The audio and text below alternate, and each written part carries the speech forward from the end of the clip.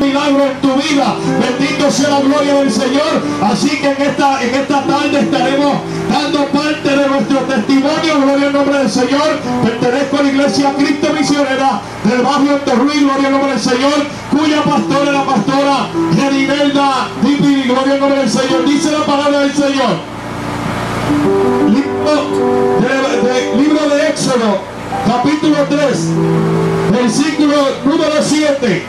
Y dijo Jehová: bien he visto la aflicción de mi pueblo que está en Egipto, he oído su clamor.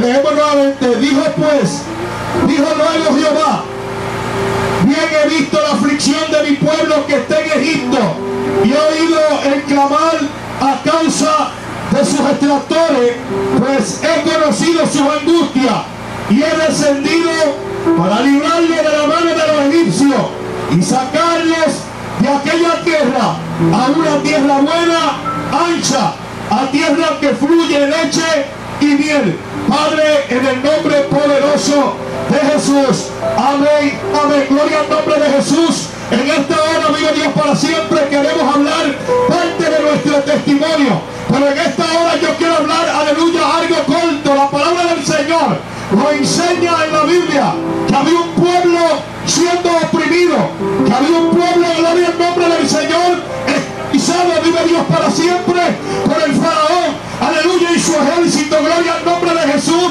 Pero dice la palabra del Señor que este pueblo estaba en esclavitud, estaba en dolor, estaba en agonía, en tristeza. Gloria al nombre del Señor, a causa de su esclavitud, a causa de su pecado. Gloria al nombre de Jesús, aleluya. Pero la palabra del Señor en esta hora yo quiero hablar, gloria al nombre de Jesús, sobre, aleluya, las vidas que se encuentran, aleluya,